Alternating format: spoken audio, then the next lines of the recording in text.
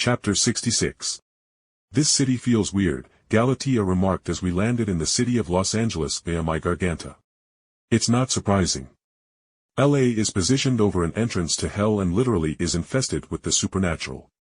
I said, frowning as my Pesquisa picked up dozens of supernatural signatures within not even a mile of where we landed atop one of the buildings near the Lux, Lucifer's bar. Well, let's go meet Lucifer. I muttered as I held Galatea's hand as we flew towards the packed entrance of the Lux. We were both easily led into the Lux due to us both being in nice clothes, Galatea in a nice silver dress and myself in a black suit. Plus, I also minutely flexed my spiritual pressure onto the clearly supernatural bouncer that was standing guard in front of the door, and without even blinking he let me and Galatea in without checking our IDs. Actually, if I got my ID from the Justice League due, they still count as being a fake. Or am I going to need to get a real one from the DMV at some point? I thought carelessly as Galatea held my arm as we entered the ultra-luxurious club and I saw the crowd of younger people all drinking and flirting with one another to the sinfully well-played piano music being played in the back-raised lounge area. He is the one playing the piano, I spoke softly as I honestly believed only Lucifer could play the piano so well that his music could mess with my very soul's wavelengths. Well, let's go talk to him once he is done, Galatea said as she gently tugged me towards the stairs of the upper lounge area. While Galatea and I walked into the backside of the bar, I realized my Pesquisa simply didn't work here in the Lux as my spiritual energy literally just flew out of my body and never pinged back to me when it hit anything, and I realized really quick that my soul energies were bound to my body. I mentally mused that this effect was Lucifer's way of protecting the normal humans that came into and were within his club, as with the way my powers were so tightly bound to myself, I wouldn't be able to crush or influence people with my spiritual pressure, and likewise any demons/vampires or whatever came here wouldn't be able to mess with the humans in the club, though what happens to any humans that exited the club was fairly apparent with all the supernatural deaths that happen here in LA.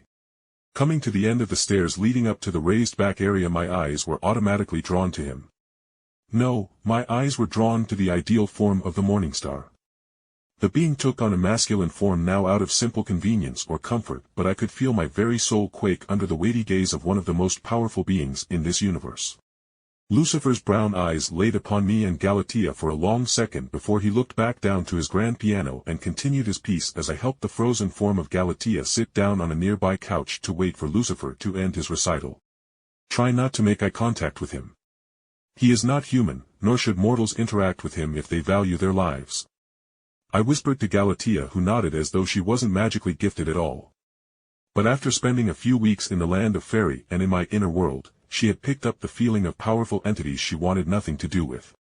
Eventually, though, Lucifer ended his song much to the club cheering with clapping resounding throughout it. But Lucifer only waved to the cheering crowd before he gracefully walked over and took a seat down on the couch in front of me and Galatea, with a glass of whiskey appearing in his hands without me catching a smidgen of power being used to teleport or even creating it from nothingness. So, what can I do for the child who clawed his way out of hell and made something of himself? Lucifer spoke softly as his dark eyes focused on me and didn't even bother to look upon Galatea. I request information as to where Vandal Savage is. He is under powerful magical protections and is acting in the interests of Darkseid, the god of tyranny. I spoke bluntly but still with respect in my tone, and Lucifer hummed in thought. Lucifer then took a drink of his whiskey, and as the glass moved through the air, I caught the smell of the insanely potent brew as Galatea shuddered beside me, and I could hear her swallow her gag at the insanely powerful smelling drink Lucifer drank with only a sharp inhale from his nose. Ah!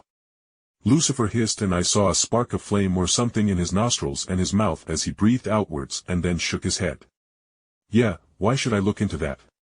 Sounds boring.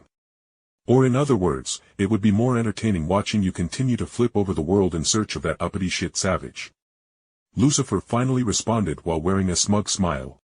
Jake, he isn't going to answer, let's just go humph. Galatea cut in, snorting as she realized Lucifer was likely just going tease or drive us around in circles for entertainment.